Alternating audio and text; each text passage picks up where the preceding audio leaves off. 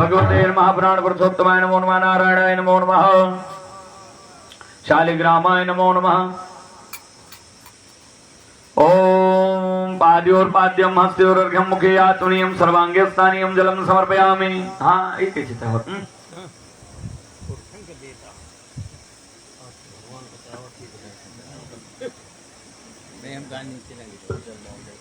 चार बार जल झुमा कर छोड़े। पाद्योर्पाद्यम समर्पयामि हस्त्योर्घ्यम समर्पयामि मुखे आत्मनीयम जलम समर्पयामि सर्वांगे स्थानीयम जलम समर्पयामि सर्वोपचारार्थे गंधाक्षत पुष्पाणि समर्पयामि धूपम दीपम।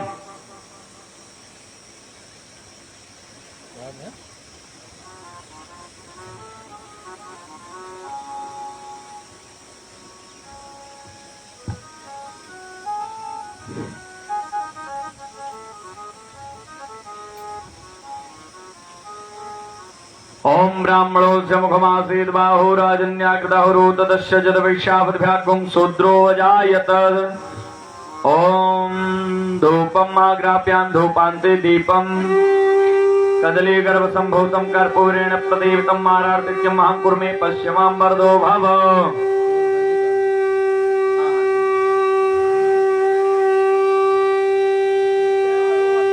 नारायणं नमस्कृत्यं नरं चैव नरोत्तमं देवीं सरस्वतीं व्यासं ततो जयमुदीरयेत।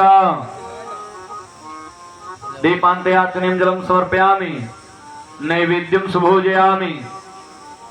नहीं पहले नैवेद्य लगाओ दक्षिणा चढ़ाओ तब व्यास पूजन कराओ।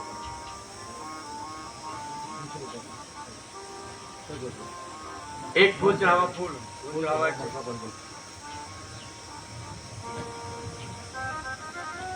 दक्षिणा चढ़ाओ भैया। यद्दत्तं यत्प्रदानं यत्पूर्वं यद्दक्षिणा तदग्निर्विश्वकर्मणा स्वदेवी कृणोद कृताया पूजाया सात्मर्थे दक्षिणा द्रव्यं समर्पयामि। प्रणाम के लिए भगवान को दीक्षा।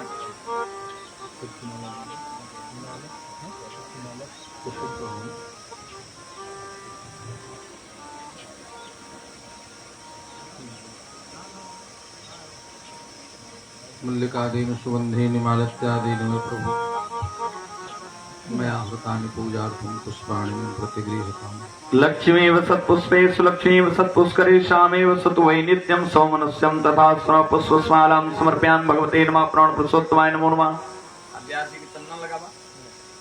कस्तूरी तिलकं ललाट पटले वक्षस्थले कौस्तुभं नाशाग्रे वरमौक्तिकं करतले वेणुकरे कङ्कणम् सर्वांगे हरिचंदनं सुललितं कंठे च मुक्तावली गोपश्री परिवेशितो विजयते गोपाल चूड़ामणि। हाँ पुष्पहार माल्यादीन सुगंधीनि मालित्यादीन वै प्रभु मया नितान् पुष्पाणि गृहाण गुरुवे नमः। पुष्प पुष्पमालां समर्पयामि। प्रणाम कल्या। नमोस्तुते व्यास विशाल बुद्धे। कुछ धन चढ़ाए तो प्रणाम किन जाता छूछे नहीं प्रणाम किन जाता। नमोस्तुते व्यास विशाल बुद्धे पुल्लारविंद यतपत्र नेत्रं येन त्वया तैलपूर्णः प्रज्वालितो ज्ञानमया प्रदीपः प्रज्वालितो ज्ञानमय प्रदीपः। ये भैया भगवान भोग लगा दिया और आरती वैदिक मंत्र से हो जाए।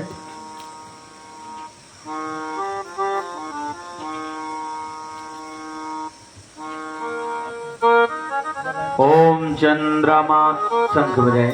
ओम चंद्रमा मनसो जात चक्षुः सूर्यो अजायत श्रोत्रादवायस्य प्राणस्य मुखादग्निर्जायत कर्पूर गौरम करुणावतारम संसार सारम भुजनेन्द्रहारम सदा वसन्तं हृदयारविन्दे भवं भवानि सहितं नमामि त्वमेव माता च पिता त्वमेव त्वमेव वन्दो च सखा त्वमेव त्वमेव वेद्या प्रवीणं त्वमेव त्वमेव सर्वं मम देव देव हे कृष्ण गोविन्द हरे मुरारे हे नाथ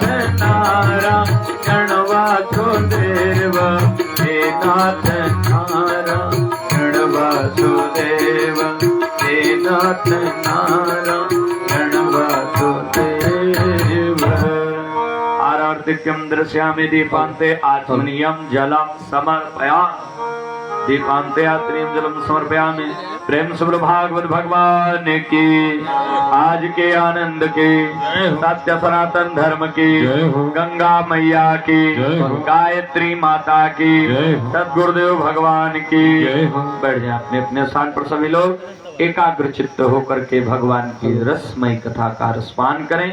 श्री राधे। हलो प्रेम से बोलो भागवत भगवान की जय हो। ओम हरे नमः। स्वस्ति श्री गणेशाय नमः। स्वस्ति श्री गणेशाय नमः।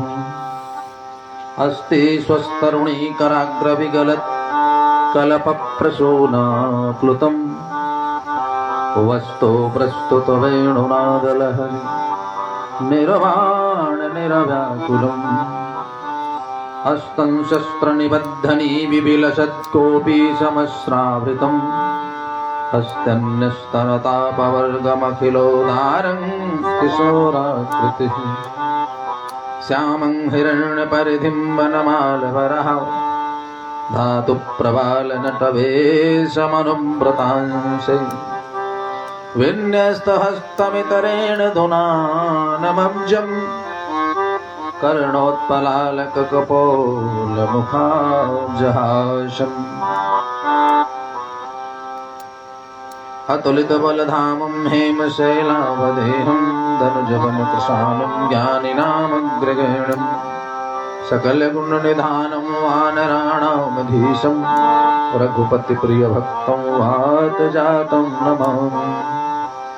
गुरुर्ब्रह्मा गुरुर्विष्णुः गुरुर्देवो महेश्वरः गुरुः साक्षात् परब्रह्म तस्मै श्री गुरुवे नमः।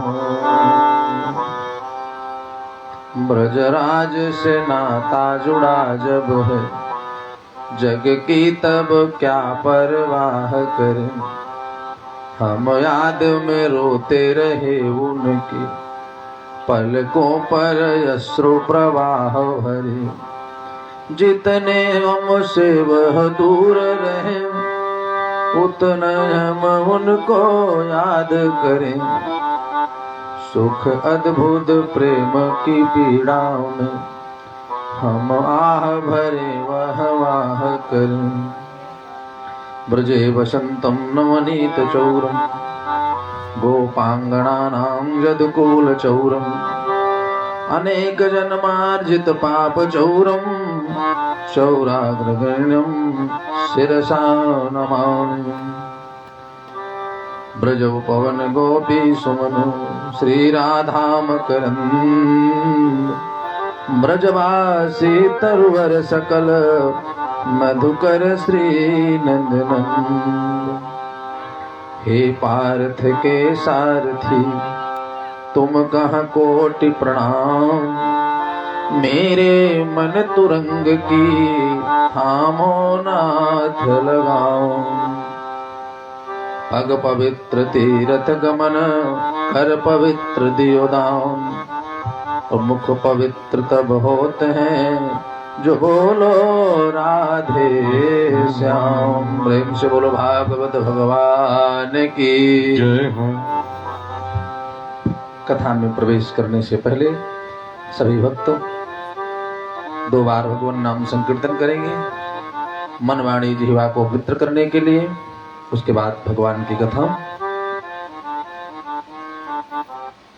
जय राधे राधे गोविंद गोविंद राधे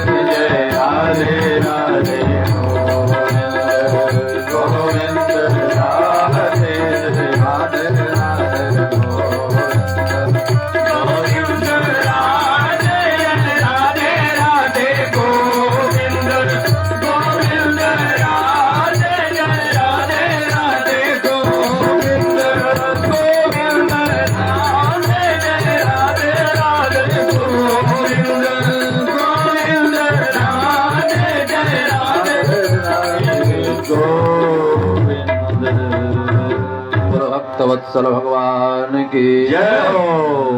ब्रह्मांड नायक योगेश्वर परमेश्वर वृंदावनधीश्वर नंद नंदन यशोदानंदन श्री बाल कृष्ण जी एवं आद्याशक्ति पराशक्ति वैजयंती माला योगेश्वरी परमेश्वरी वृंदावनधीश्वरी ब्रखभानुनंदिनी श्री राधा जी तथा मारुतिनंदन हनुमान जी महाराज की परम कृपा से आज श्रीमद्भागवत सप्ताह ज्ञान यज्ञ का अनवरत सतत अग्रसित होता हुआ चतुर्थ दिवस के परम पवित्र पावन में इस समय में हम सभी भक्तगण भगवान श्री कृष्ण रूपी जमुना में डुबकी लगाने के लिए संवेत रूप से एकीभूत हैं। सभी भक्तों की मना स्थिति युगल सरकार भगवान श्री राधा कृष्ण के चरणारविंद की ओर। कल की कथा जहां पर विराम ठीक उसी के आगे की कथा। उदम मुखम दक्षिण कूलयास्ते भगवती माँ गंगा के दक्षिणी तट पर परम पूज्य सुखदेव जी विराजमान हैं। उत्तर की ओर मुख करके महाराज परीक्षित कथा श्रवण कर रहे हैं। सुखदेव जी कहते हैं, राजा परीक्षित अब मैं आपको उस परम पवित्र पावन कथा को श्रवण कराता हूं जो देवता और दैत्य परस्पर मिलकर के समुद्र का मंथन करते हैं और उनमें से क्या क्या रत्न प्राप्त हुए और क्या क्या रत्न देवताओं को मिले, क्या क्या दैत्यों को मिले। सुखदेव जी कहते हैं, राजा परीक्षित एक समय की बात है, दुर्वासा ऋषि भगवान का दर्शन करके वापस लौट रहे थे और देवताओं के राजा इंद्र अपने वाहन ऐरावत हाथी पर आरूढ़ होकर के भगवान का दर्शन करने के लिए जा रहे थे। रास्ते में दोनों की भेंट हो गई, देवराज इंद्र और ऋषि दुर्वासा। जब भेंट हो गई तो देवराज इंद्र ने देखा दुर्वासा ऋषि को वापस आ रहे थे। अब महात्मा है, देवराज इंद्र को भी अहंकार है कि हम देवताओं के राजा हैं, लेकिन महात्मा है तो प्रणाम तो करने पड़ेगा। तो वैसे अपने अभिमान में, राजा के अभिमान में प्रणाम किए। फिर भी अब संत हैं, कितने भी क्रोधी हों आशीर्वाद भी देना पड़ेगा। ऋषि दुर्वासा ने आशीर्वाद दिया और आशीर्वाद देने के पश्चात जब भगवान का दर्शन करके लौटे थे तो भगवान अपनी कौस्तुभ मणि की माला भेंट में दिए थे दुर्वासा जी को। दुर्वासा जी ने सोचा कि हम संतों को इस माला की क्या जरूरत है, तो देवताओं के राजा देवराज इंद्र हैं, इनको इसकी जरूरत है, धारण करेंगे तो इनकी शोभा बढ़ेगी। गले से उतार करके देवराज इंद्र को पहना दिया। अब देवराज इंद्र को पहना दिया तो प्रसन्न होने के बजाय देवराज इंद्र अभिमान में चूर थे, उस माला को इसे निकाले और हाथी को पहना दिया, ऐरावत हाथी को पहना दिया।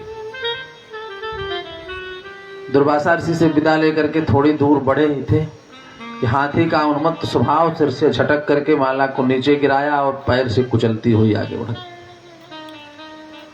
दुर्वासा ने सोचा कि भगवान हमको ये माला प्रसाद में दिए, हमने देवराज इंद्र को दे दी, तो इसका कम से कम न पहनते न धारण करते तो हमारे सामने तो ये दशा नहीं करनी थी। शीघ्र ही क्रोध में आकर के श्राप दे दिया देवराज इंद्र। कहा, जाओ तुम्हें अहंकार हो गया है पद का, लक्ष्मी से हीन हो जाओ। अब इनको श्राप मिला, लक्ष्मी से हीन हो जाओ। इधर देवताओं दैत्यों को पता चला कि देवराज इंद्र को श्राप मिल गया है, सारे दैत्य मिलकर के देवलोक पर चढ़ाई कर दिए। देवलोक पर चढ़ाई कर दिए, भयंकर युद्ध हुआ। भयंकर युद्ध हुआ देवता और दानवों में। परिणाम ये हुआ कि श्राप के कारण देवता पराजित हो गए। अब स्वर्गलोक में दैत्यों का साम्राज्य स्थापित हो गया। भागे भागे सारे देवता गए भगवान के पास। भगवान ने कहा कि इंद्र, पद मिलने के बाद तुम क्या करने लगते हो तुम्हें पता नहीं। राजा का क्या कार्य होता है, किस प्रकार से राज्य का संचालन करना चाहिए, किस प्रकार से शासन करना चाहिए, इन सब बातों का ध्यान नहीं रहता। इसी कारण बार बार परेशानी में पड़ते हो। तो इसमें भी मैं आपकी कोई सहायता नहीं कर सकता। भगवान ने कहा, देवराज इंद्र, यदि आपको लगता हो कि मैं आशीर्वाद दे दूंगा आपको अपना राज्य पद प्राप्त हो जाएगा, तो ऐसा कुछ नहीं होगा। हाँ, बस मैं केवल युक्ति बता सकता हूं आपको। हम युक्ति बता सकते हैं, उसके अनुसार यदि आप कार्य करोगे तो हो सकता है सुलभ हो जाए, आपको अपना पद मिल जाए। कहा, देखो, दैत्यों के पास आसुरी शक्ति है, वो तुमसे अधिक बलशाली है इस समय। क्यों? दैत्यों के गुरु हैं शुक्राचार्य जी, और उनकी कृपा अपने शिष्यों पर है। तो गुरु मेहरबान है, इसलिए सब चेला उनके पहलवान है। अब उनका आप कुछ नहीं कर सकते हो। मैं उपाय आपको बताता हूं। दैत्यों को मिलाओ और मिला करके समुद्र मंथन करो। समुद्र मंथन करोगे, उसमें से अनेक रत्न निकलेंगे, और अमृत जब निकले तो सारे देवता मिलकर के अमृत का पान कर लो, अमृत को प्राप्त हो जाओ। अमृत पान करने से सारे देवता अमृत को प्राप्त कर लोगे, और जब अमर हो जाओगे तो तुम्हें मृत्यु का भय खत्म हो जाएगा। तब तुम पूर्ण दृढ़ता से दैत्यों से युद्ध कर पाओगे, तब समर्थ हो जाओगे युद्ध करने में। यह बात बताई देवराज इंद्र को। यह भगवान का विचार अच्छा तो बहुत नहीं लगा, क्योंकि कार्य करना है, इसमें मेहनत करनी है। बिना मेहनत के पद मिल जाए तो और सरल है, कि मेहनत करने का कार्य बता दिया। फिर भी और कोई दूसरी युक्ति नहीं थी। आए बेचारे देवराज इंद्र। अब फिर भी मद है कि हम राजा हैं, कैसे देवताओं से जाएं, कहें कि भैया चलो मिल करके। देवर्षि नारद को नियुक्त किया। देवर्षि नारद दैत्यों के पास गए, कहा कि भाई देखो, देवता भी आपके भाई हैं। महाराज कश्यप की दो पत्नियां हैं, दिति और अदिति। दिति से दैत्य और अदिति से देवता। देवर्षि नारद ने समझाया, देखो आप दोनों मां के भले अलग हो, लेकिन पिता की एक ही संतान, तो हुए तो देवता भी आपके भाई। इसलिए अगर प्रेम से, मित्रता से कोई बात बन जाती है तो आप लोग पहल करो। देवराज इंद्र ने खूब समझाया दैत्यों को। तो समझाने के बाद दैत्य तैयार तो हो गए, और कहा, देखिए, जो वस्तु समुद्र मंथन से मिलेगी, उसमें से जो वस्तुएं प्राप्त होंगी, वो दोनों भाई आपस में आधा आधा बांट लेना। आधी आधी वस्तुओं को दोनों भाई आपस में बांट लेना। आधी देवता ले लेंगे, आधी दैत्य ले लेंगे। अब शर्त मंजूर हो गई दैत्यों की। देवता और दैत्य दोनों तैयार हो गए। अब दैत्य देवता तैयार हो गए तो समुद्र मंथन कैसे हो? सुखदेव जी कहते हैं, राजा परीक्षित, मंथन करने के लिए मंदराचल पर्वत को नियुक्त किया गया। मंदराचल पर्वत से समुद्र का मंथन होगा। तो पर्वत से अकेले मंथन तो हो नहीं सकता। बिना मथे दोनों तरफ से पर्वत को चलाए मंथन कैसे संभव है? तो वासुकी नाग को भगवान ने कहा कि जा करके पर्वत में लपेट लो, मंदराचल पर्वत में लपेट लो, रस्सी का कार्य करो। मंदराचल पर्वत विशाल था, बहुत विशाल पर्वत था। संपूर्ण पर्वत को ला करके स्थापित करना सहज नहीं था। इसलिए सुखदेव जी कहते हैं, राजा परीक्षित, पर्वत को काटने के लिए भगवान अजित अवतार धारण करते हैं। अजित अवतार धारण करके मंदराचल पर्वत को काटा है, और नाग वासुकी उसी पर्वत में कुंडली मार करके लाया गया पर्वत को, और समुद्र में स्थापित कर दिया गया। जब समुद्र में पर्वत को स्थापित कर दिया गया, मंथन प्रारंभ होने का समय आया, तो नाग वासुकी जो थे उनके मुख की तरफ कौन पकड़े? क्योंकि मंथन के समय घर्षण होगा, और घर्षण से मुख से विष निकलेगा, तो विष के सामने जो पड़ेगा वो तो गोविंदाय नमो नमः। तो दैत्यों ने कहा देखो भाई, मंथन को समुद्र मंथन करने की हमारी कोई जरूरत नहीं है, हम मरने नहीं जाएंगे। किसी तरीके से बेचारे तैयार हुए थे दैत्य, अब फिर प्लान फेल हो गया। देवराज इंद्र ने कहा कि देखो देवर्षि नारद, किसी तरीके से देवताओं को जाके मनाओ भाई। देवर्षि नारद पुनः आए दैत्यों के पास, कहा भैया देवराज इंद्र कह रहे थे कि हम बड़े हैं, हम देवता हैं, हमारा पद इनसे ऊंचा है, इसलिए मुख की तरफ हम पकड़ेंगे। बड़े हम हैं, इसलिए जो बड़ा होता है मुख की तरफ उसका अधिकार होता है। तो देवता की बुद्धि लगी और दैत्य तो वैसे भी आधे पागल। दैत्यों ने कहा देखो बड़े कैसे वो हो गए, स्वर्गलोक पर हमारा राज्य है, अधिकार हमारा है, बड़े तो हम हैं, वो कैसे पकड़ेंगे मुख की तरफ। देवर्षि नारद ने कहा यही तो चाहते हैं देवता और हम भी। अब सारे दैत्य मुख की तरफ और देवता पूंछ की तरफ। मंथन प्रारंभ हुआ। सुखदेव जी कहते हैं राजा परीक्षित, जब मंथन प्रारंभ हो गया, समुद्र मंथन प्रारंभ हुआ, तो बिना आधार के मंदराचल पर्वत समुद्र में डूबने लगा।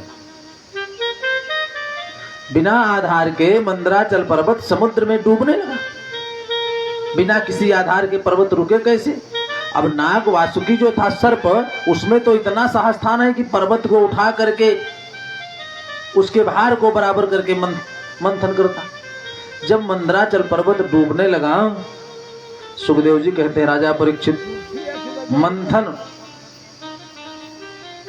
संपूर्ण ढंग से सफल हो जाए, इसके लिए भगवान ने उस पर्वत को आधार देने के लिए कछुए का रूप धारण कर लिया। कृत्वा वपुः कच्छपरूपमद्भुतम्, कृत्वा वपुः कच्छपरूपमद्भुतम्, अप्रविश्यतोऽयं गिरिमुज्जहार। तो माने जल में भगवान कछुए का रूप धारण करके प्रवेश कर गए और अपने पीठ पर उस पर्वत को आधार दे दिए। कछुए की पीठ मजबूत होती है बहुत, पर्वत को आधार दे दिए। ध्यान दीजिएगा, भगवान के 24 अवतारों का वर्णन 4 युगों में आया है, और जहां जिस समय जैसी आवश्यकता पड़ी है, भगवान उस समय वैसा अवतार धारण करके आए। अब यहाँ पर आधार देना है मंदराचल पर्वत को, और कछुए की पीठ सबसे अधिक मजबूत होती है और कछुआ जल में निवास करता है, इसलिए कछुए का रूप धारण किया। जब गंध तत्व पृथ्वी की खोज करनी थी तो भगवान शूकर का रूप धारण किए। क्यों? क्योंकि पृथ्वी है गंध तत्व, और गंध तत्व की खोज सबसे ज्यादा अगर अच्छी कोई करता है तो है शूकर, इसलिए भगवान शूकर का रूप धारण। यहां मंदराचल पर्वत को आधार दे दिए, मंथन प्रारंभ हो गया। सुखदेव जी कहते हैं राजा परीक्षित, ध्यान से सुनो, श्रीमद् भागवत महापुराण की कथा। भागवत ऐसा विशाल ग्रंथ है कि इस ग्रंथ में बड़े बड़े विद्वानों की परीक्षा होती है। विद्यावताम भागवते परीक्षा। इसमें कोई कहानी नहीं कही गई है, एक एक शब्द में भगवान का अवतार माना गया है, सार है, तत्व है। इस कथा का सार ये है कि जब हम अपने मन रूपी मंदराचल पर्वत को इस संसार सागर में, संसार रूपी समुद्र में मंथन करेंगे, रस्सी कैसी, प्रेम की रस्सी को लगा करके मन मंदराचल पर्वत का मंथन इस संसार रूपी सागर में आधार माने भगवान के चरणों का आश्रय दे करके जब मंथन करेंगे, तो समुद्र मंथन जब प्रारंभ हुआ तो पहले क्या निकला? विष। तो सबसे पहले हमारे शरीर से विष निकलेगा। इस मन रूपी मंदराचल पर्वत को भगवान के चरणों का आश्रय दे करके संसार सागर में प्रेम रूपी रस्सी से मंथन करेंगे तो सबसे पहले विकार निकलेगा। उसी प्रकार जब मंथन हुआ समुद्र का तो सबसे पहले निकला विष, और जब विष निकला तो चारों तरफ हाहाकार मच गया। विष का प्रभाव इतना था, इतना भयंकर प्रभाव था कि उसके प्रभाव से देवता और दैत्य सब झुलसने लगे, और सब लोग मिल करके भगे कहां? अब की बार भगवान शंकर के पास पहुंचे। भगवान शंकर ऐसे देवता हैं जो शीघ्र प्रसन्न हो जाते हैं। इसलिए उनको आशुतोष कहा गया। आशुतोष तुम अवधर रानी, आरती हरहु दीन जन जानी। आरती माने होता है दुख, दुख का हरण करो। भगवान शंकर से निवेदन किया देवताओं और दैत्यों ने। जब निवेदन किया तो भगवान शंकर तैयार हो गए। इतने सरल देवता हैं, तुरंत तैयार हो गए, चलो मैं आपकी तकलीफ दूर कर दूं। इतने में माता पार्वती बगल खड़ी थी। कहा भैया जब कोई सुंदर बात होती है, कोई अच्छा कार्य होता है, तब तो आप लोग भगवान के पास जाते हो, ब्रह्मा जी के पास जाते हो, अन्य देवी देवताओं के पास जाते हो। जब लड्डू मिठाई पेड़ा रसमलाई कलाकंद खिलाना होता है तो बड़े बड़े देवता को भोग लगाते हो। विष पीना है तो हमारे पति के पास चले जाएंगे, ये कहीं नहीं जाएंगे, आप लोग चले जाओ। भगवान शंकर ने कहा कोई बात नहीं, कोई बात नहीं, मैं चलता हूं। माता पार्वती को समझाते हुए भोलेनाथ आए। सुखदेव जी कहते हैं राजा परीक्षित, वो जो विष निकला था भगवान शंकर ने उठाया। ततः करतली कृत्वा व्यापिहालाहलं विषम अभक्षयन महादेव कृपया भूत भावन। उस विष को हथेली में रख करके और भगवान का नाम लेकर के शंकर जी पान कर गए। और जो ही पान कर गए तो विचार आया, अरे मुख में तो हमारे स्वामी भगवान राम का नाम है, इसलिए मुख में नहीं रख सकते। क्यों? जहाँ राम तहाँ काम नहीं, और जहाँ काम रही राम, दो के कबहू एक रही सके, रवि रजनी एक राम। इसलिए मुख में राम का नाम है तो विष तो मैं यहाँ रख नहीं सकता।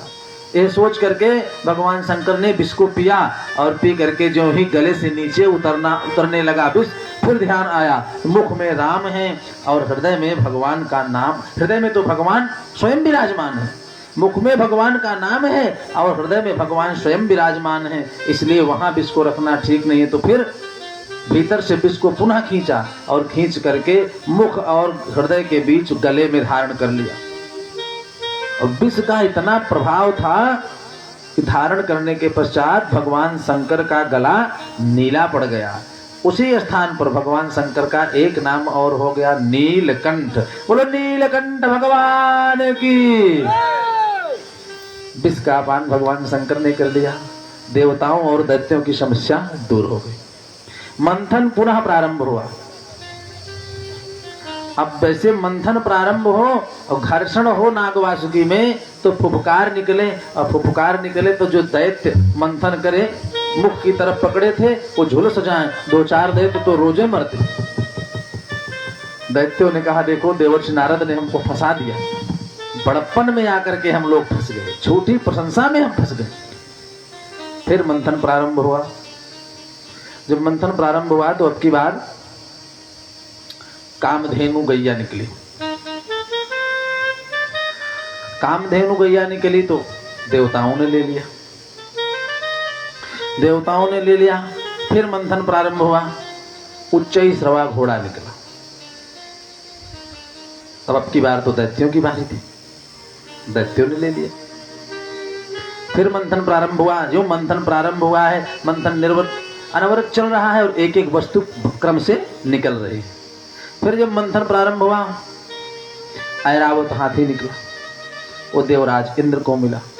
फिर जब मंथन प्रारंभ हुआ चलता रहा है, अब की बार कल्प वृक्ष निकला।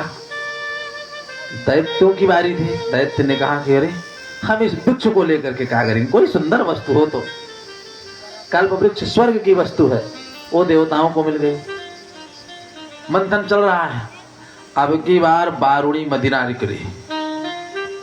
वारुणी मदिरा निकली, दैत्यों को मिली बारी। दैत्यों के देखो मदिरा पी करके दैत्य मदमस्त हो गए। फिर मंथन प्रारंभ हुआ। मंथन प्रारंभ हुआ, अब की बार माला लिए हुए लक्ष्मी जी निकली। लक्ष्मी जी माला लिए हुए निकली तो दैत्यों ने कहा कि जो एकाध वस्तु हमको कम मिली है, यही लक्ष्मी मिल जाती तो सारा घाटा हमारा पूरा हो जाता। दैत्यों ने कहा कि लक्ष्मी को हम लेंगे, अब की बार बारी हमारी है। देवताओं ने कहा कि हम लेंगे। लक्ष्मी ने कहा देखो भैया, हम उसी का वर्ण करूंगी जो हमको नहीं चाहेगा। जो हमको नहीं चाहेगा मैं उसी का वर्ण करूंगी। तो जो विवाह करने वाला है वही कह रहा है कि हमको जो नहीं चाहेगा उसी का मैं वर्ण करूंगी। बात ही यहाँ पर समाप्त हो गई। एक तरफ से देवता और दैत्य खड़े हो गए। बरमाला लिए हुए लक्ष्मी जी जिसके सामने पहुंच जाएं और थोड़ी दूर रह जाए तभी सर झुका दे कि हो सकता है बरमाला हमारे गले में पड़ जाए। देवताओं के पास पहुंचे तो सब देवता सर झुका दे, दैत्यों की तरफ देखे तो सारे दैत्य एक लाइन में सर झुका दे कि हो सकता है हमारे गले में बरमाला पड़ जाए। देवर्षि नारद की तरह, देवर्षि नारद को जब आसक्ति हुई, मोह हुआ, बेचारे 10 मानस पुत्रों में अकेले बचे, 9 का तो विवाह हो गया था और भगवान ने इनका विवाह होने नहीं दिया। देवर्षि नारद की जब आसक्ति हुई तो भगवान के पास पहुंचे, कहा कि प्रभु बहुत दिन आपका हमने भजन किया है, आपका बहुत पूजन किया है, भजन किया है, ऐसा करते आप कि मैं आपसे कुछ मांगना चाहता हूं। भगवान ने कहा बाप अंतर्यामी हैं, बहुत कुछ मांग करके शर्मिंदा क्या करना, आप तो सब कुछ जान रहे हैं। तो जेहि विधि हो ही नाथ हित मोरा, करहु सुवेग दास मैं तोरा। हमारा जिस प्रकार से हित हो जाए। नारद जी ने ये कहा ही नहीं था कि भगवान हमारा विवाह करा दो, हमको इसी कन्या के साथ हमारा वर्ण करा दो ना, यही कहा कि जय विधि हो। हमारी इच्छा है प्रभु विवाह करने की, लेकिन जय विधि हो ही नाथ हित मोरा, जैसे हमारा हित हो जाए तो। और हाँ, मैं आपको संकेत देता हूँ कि आपका स्वरूप यदि मिल जाता तो हमारा हित हो जाता, जो कि आप त्रिभुवन सुंदर हैं, आपके जैसा सुंदर कोई दुनिया में है ही नहीं। भगवान ने कहा नारद जी आप कह रहे हो तो मैं आपको आशीर्वाद देता हूँ, आप तो अपने हित की बात कर रहे हो, लेकिन मैं जय विधि हो ही परम हित नारद सुनो तुम्हार, सो मैं करब नयान कछु निशान बचन हमार। जिस प्रकार से आपका परम हित होगा देवर्षि नारद, वो मैं करूंगा। अब देवर्षि नारद प्रसन्न हो गए कि भगवान तो भाई आशीर्वाद दे दिए, बंदर का स्वरूप प्रदान कर दिया, कहो जाओ। कहे तो देवर्षि नारद को भगवान ने तुरंत ही दिया था कि जिस प्रकार से आपका परम हित होगा। माने अरे जब आप विरक्त हो गए हो तो आसक्त क्यों हो रहे हो, भगवत प्राप्ति आपको हो गई है तो क्यों संसार में फंसने जा रहे हैं। सारे देवता और दैत्य एक तरफ से खड़े हैं, लक्ष्मी जी माला लिए हुए सबके पास पहुंचे, सब अपना सिर झुका दें। सुखदेव जी कहते राजा परीक्षित एक किनारे भगवान नारायण पीतांबर धारण किए हुए लेटे थे, उनके पास लक्ष्मी जी पहुंचे, पीतांबर को हटाया, भगवान उठ करके बैठे। और जब उठ करके बैठे सुखदेव जी कहते हैं राजा परीक्षित वरमाला को भगवान के गले में डाल दिया। भव्रे वरम सर्वगुणैरपेक्षितम रमा मुकुंदम निरपेक्ष वीक्षितम। बोल लक्ष्मी नारायण भगवान की। लक्ष्मी जी नारायण को मिल गई। इस प्रकार से मंथन चल रहा है, जो जो वस्तुएं निकल रही हैं। हेलो हेलो, सुरभि गैया निकली, वो भी देवताओं को मिली। तो जैसे जैसे वस्तुएं निकल रही सबको मिलती जा रही। हाँ, सुंदर वस्तु अधिक निकल रही है तो देवता ले रहे हैं, और दानवों को कुछ कम वस्तुएं मिली। अब बेचारे नुकसान ज्यादा हो रहा है और लाभ बहुत कम पा रहे हैं। लाभ बहुत कम, 2-4 राक्षस विष के प्रभाव से रोज मर रहे हैं और लाभ बहुत कम मिल रहा है। प्रयास सफल हुआ। सुखदेव जी कहते हैं राजन, मंथन प्रारंभ है, अब की बार बहुत मेहनत करने के पश्चात अमृत से भरा कलश ले करके धर्मंतर भगवान प्रकट हो गए। जो ही अमृत से भरा कलश लेकर के प्रकट हुए, अमृत का कलश लिए हुए देवता तो मंथन में परेशान थे, दौड़ करके दैत्यों ने कलश को छीन लिया और छीन करके लेके भगे। और दैत्य पीछे पीछे, देवता बेचारे देखते रह गए, उनको कुछ मिले नहीं। अमृत का कलश लेकर के भाग गए दैत्य। और जब दैत्य अमृत का कलश लेकर के भाग गए, सारे देवता किंग कर्तव्य विमूढ़ हो गए, कोई उपाय नहीं सूझा। फिर गए वही भगवान के पास, कहा प्रभु। भगवान ने कहा कि जब सारी व्यवस्था हमने आपके लिए कर दी, दाल चावल रोटी सब्जी परोस दिया आपको, थाली में घी डाल दिया, जब अपने हाथ से आप भोजन नहीं कर पा रहे हो, प्रसाद नहीं प्राप्त कर पा रहे हो, किस प्रकार से आपकी सहायता कर दें। कहा कोई बात नहीं, ऐसा करो, प्रतीक्षा करो आप लोग, चलो मैं कोई न कोई युक्ति निकालता हूं। सुखदेव जी कहते हैं राजा परीक्षित, उसी समय भगवान ने इतना सुंदर स्वरूप धारण किया हो, दीक्षो प्रमत कंदुक चापलई वृषम प्रोदिग्न तारायतनो नरोल्लसदो, मोहिनी का स्वरूप धारण कर लिया, मोहिनी का स्वरूप धारण किया और इतने सुंदर स्वरूप को धारण किया कि दैत्य क्या देवता भी देख करके मोहित हो गए और धारण करके उन्हीं दैत्यों के बीच में प्रकट हो गए। बोले भक्तवत्सल भगवान की। मोहिनी का अवतार लेकर के भगवान प्रकट हो गए और जब वह स्वरूप दैत्यों ने देखा तो सर्वश्रेष्ठ जो दैत्य था संचालन करने वाला, वो कहा कि आप कहां से आ रही हो, वो कहां जा रही हो? भगवान ने कहा देखो, मैं तो आ कहां से रही हूं मत पूछो, आप सबके पास ही आए हूं। क्यों? क्योंकि आप इतनी मेहनत करके इतनी सुंदर वस्तु प्राप्त किए हैं, इसलिए आप बहुत मेहनती हैं, परिश्रमी हैं, एकाग्र, बहुत संगठन है आप में। आप सबके गुणों को देख करके मैं रुक नहीं पाई, इसलिए मैं आपके पास आई हूं। जब बड़ाई किया भगवान ने तो दैत्यों ने अमृत का कलश उठा करके मोहिनी के हाथ में दे दिया, लो अब आप इसको संभालो, आप किसको संभालो, लेकिन हमारे साथ आप विवाह कर लो बस। भगवान ने कहा कि विवाह तो हम आपके साथ कर लेंगे, बिल्कुल कर लेंगे, हम विवाह करने के लिए ही आए हैं आपके साथ, आपके पास, तो विवाह तो कर ही लेंगे। और फिर आपने जो वस्तु प्राप्त की थी इतनी मेहनत करके, जब वही हमको आपने समर्पित कर दिया तो अब विश्वास के लिए तो कुछ बचे नहीं, इसलिए विवाह तो आपके साथ पक्का, कोई दिक्कत नहीं विवाह करने में हमको। अब ध्यान दीजिए, मन दैत्यों का कहां फंस गया? माया में। माया का तो स्वरूप है भगवान का, मोहिनी में फंस गया। परिणाम क्या हुआ?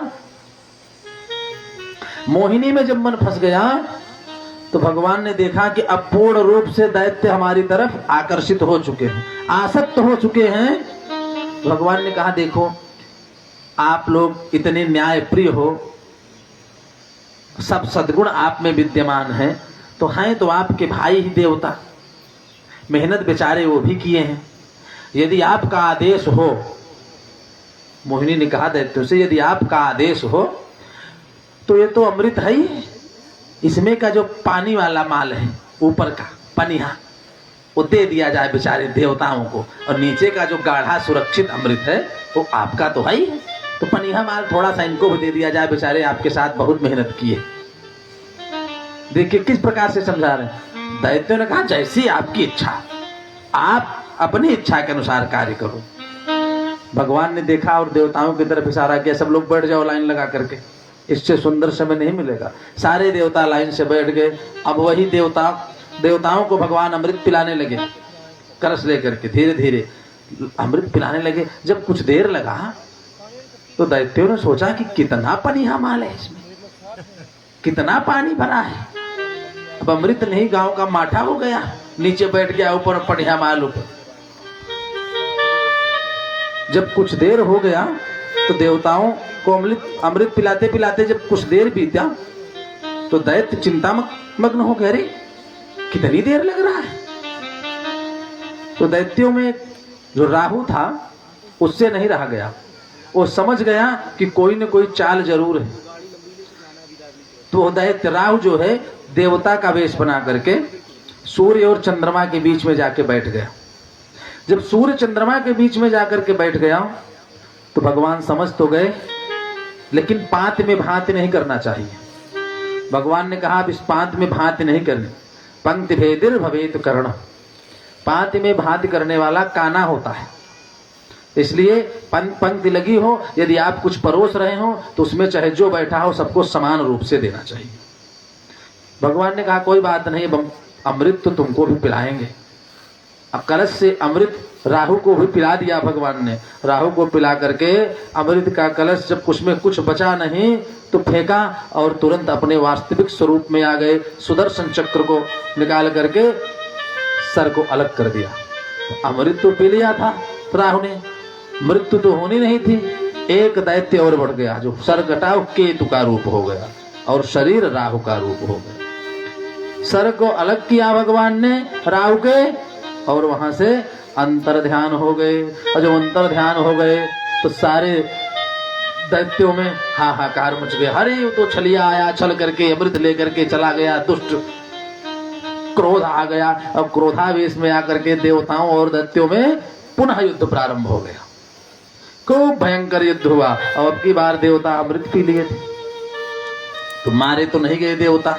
परिणाम ये हुआ कि दैत्य अब की बार पराजित हो गए। क्या समझे? मेहनत करने के पश्चात अमृत तो मिल गया दैत्यों को, परंतु अमृत मिलने के बाद भी मन कहां फंस गया? मोहिनी में, माया में। और जब माया में फंस गया मन, तो परिणाम क्या हुआ? बोले अमृत चला गया, प्राप्त हो गए। भगवान का आशीर्वाद मिल जाना, कृपा दृष्टि प्राप्त हो जाना, संयोग मिलना, परंतु कृपा मिलने के बाद भी मन मोहिनी में फंसा, माया में फंसा, तो अमृत नहीं मिलेगा, वो छूट ही जाएगा। सुखदेव जी कहते हैं, राजा परीक्षित, देवताओं को उनका राज्य वापस प्राप्त हो गया। और जब वापस प्राप्त हो गया तो सारे दैत्य अब की बार कहां आए? अपने गुरु शुक्राचार्य जी के पास। शुक्राचार्य जी के पास सारे दैत्य पहुंचे। तो गुरुदेव की कृपा तो अपने शिष्यों पर थी। गुरु जी ने कहा कि आप चिंता मत करो, मैं ऐसी यज्ञ करूंगा कि सारे देवता अमृत पीने के बाद भी शक्तिहीन हो जाएंगे और तुम्हें देवलोक प्राप्त हो जाएगा। यज्ञ का आयोजन किया। तो दैत्यों के राजा है महाराज बलि। यही भक्त प्रहलाद जो थे, प्रहलाद के पुत्र हुए विरोचन, विरोचन के पुत्र हुए बलि। तो दैत्यों के राजा हैं बलि। बलि को मुख्य यजमान बना करके गुरु शुक्राचार्य जी ने यज्ञ का आयोजन किया। यज्ञ जब पूर्ण हुआ तो उस यज्ञ कुंड से एक सुंदर सर्वजित नामक रथ निकला, विजय रथ। और रथ पर देवराज दैत्यराज बलि बैठे और बैठ गए। तो यज्ञ करने से शक्ति और प्रबल हो गई। गुरुदेव का आशीर्वाद मिल गया और गुरुदेव की आज्ञा लेकर के महाराज बलि अपने सैनिकों के साथ पुनः देवलोक पर चढ़ाई कर दी।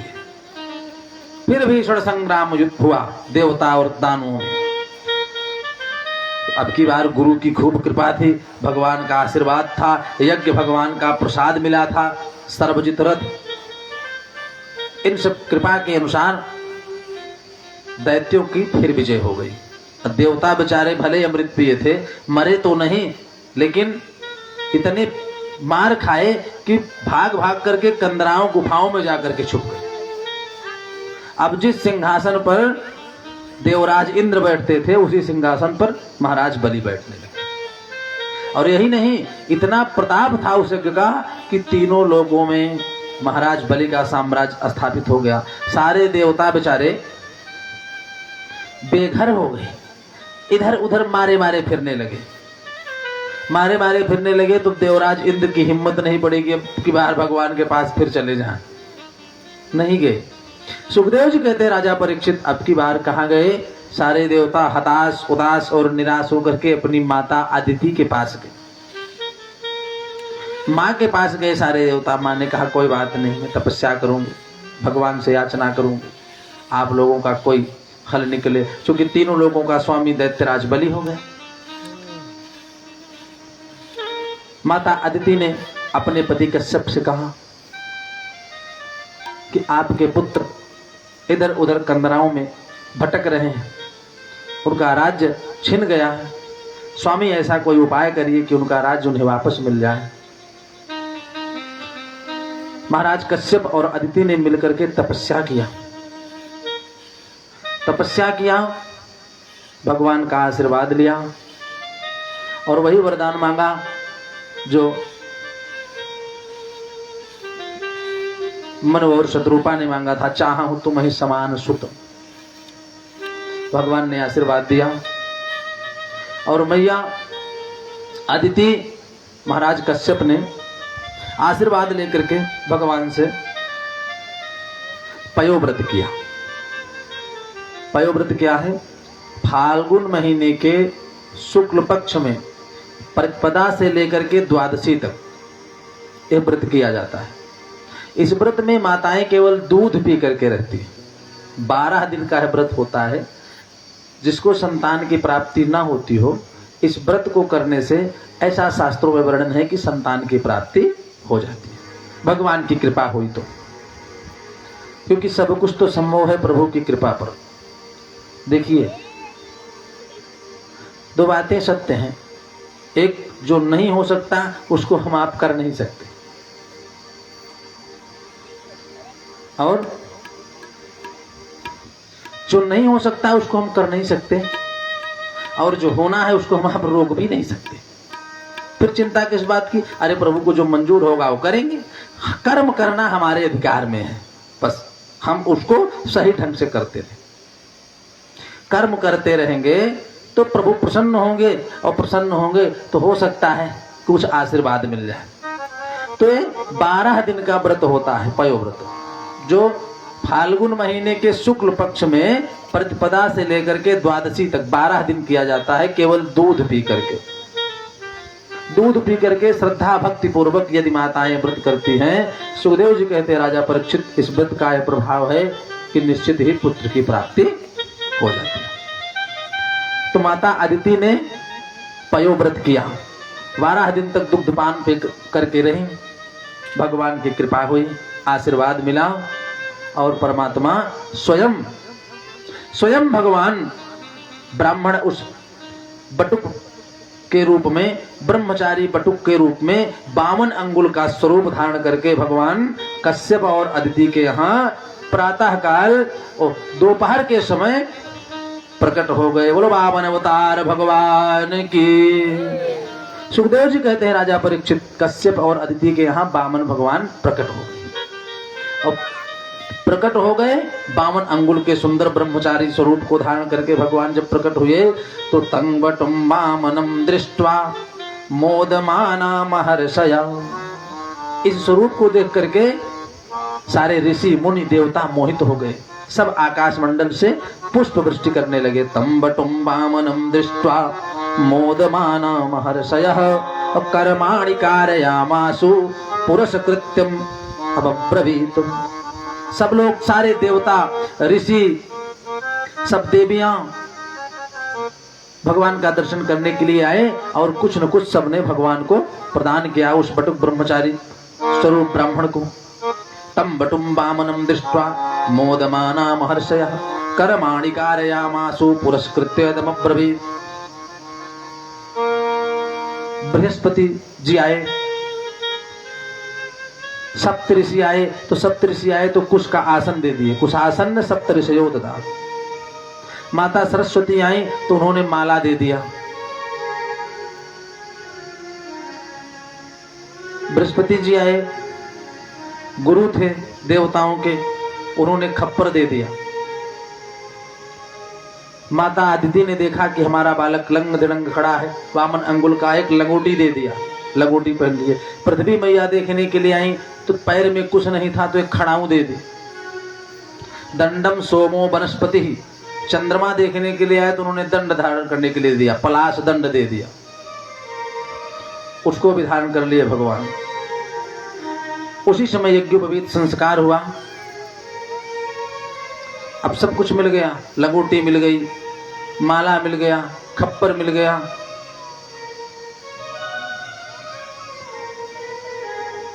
सारी वस्तुएं ब्रह्मचारी, जो बटुक ब्रह्मचारी की होती हैं ब्रह्मचर्य के समय, वो सब मिल गई भगवान, सबको ले लिया।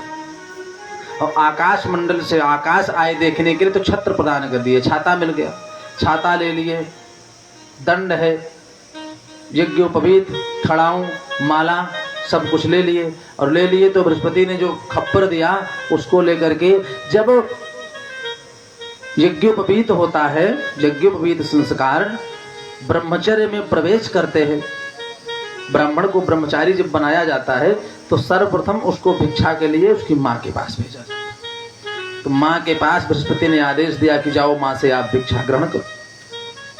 वही खप्पर लेकर के माँ के पास गए, वामन भगवान अदिति के पास भिक्षा लिए और भिक्षा लेकर के कहाँ आए? अपने गुरुदेव के पास, बृहस्पति जी के पास। अब बृहस्पति जी ने देखा तो प्रयोजन क्या है? अरे जो देवता बेचारे मारे मारे फिर रहे हैं, उनको उनका राज्य दिलाना है, इसीलिए तो अवतार हुआ है भगवान का। बृहस्पति ने कहा कि महाराज अभी भिक्षा कम है, इतनी भिक्षा से काम नहीं चलेगा, भिक्षा तो और चाहिए। तो वामन ने कहा कि जब और भिक्षा चाहिए तो और कहां से लाऊं? जब कहा और भिक्षा कहां से लाऊं, तब बृहस्पति ने इशारा कर दिया, तंग नर्मदाया तट उत्तरे बले रजुक्त यज्ञे भृगु कक्ष संगिके। नर्मदा नदी के तट पर, नर्मदा नदी के उत्तर तट पर जो दैत्यों के राजा बलि हैं वो यज्ञ कर रहे हैं, यज्ञ कर रहे हैं। आप उनके पास जाओ, भिक्षा लेकर के आओ, दैत्यराज बलि के पास जाओ और वहां से भिक्षा ग्रहण करके आओ, तब भिक्षा पूर्ण हो जाएगी। इशारा कर दिया। सुखदेव जी कहते हैं, राजा परीक्षित वामन भगवान खप्पर लिए हुए, दंड धारण किए हुए, छत्र लिए हुए, माला जपते हुए पहुंचे। कहां? महाराज बलि के यज्ञशाला के समीप।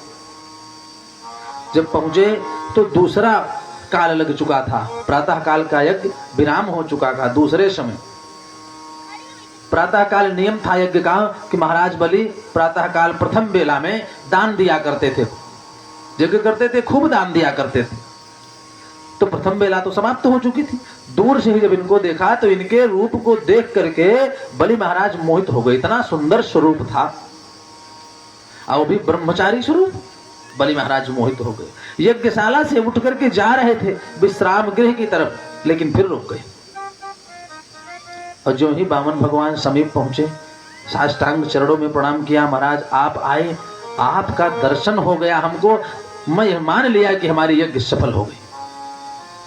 आप जैसे ब्रह्मचारी का दर्शन हो गया तो हमारी यज्ञ सफल हो गई। अब मुझे ये पूर्ण आभास हो गया, पूर्ण विश्वास हो गया कि मेरी यज्ञ सफल हो गई। कोई संदेह हमको नहीं रहा। कहिए महाराज मैं आपकी क्या सेवा करूं? थाली मंगाया, बटुक महाराज के चरणों को धोया महाराज बलि ने, पाद प्रक्षालन किया, प्रसाद ग्रहण किया, चरणोदक लिया।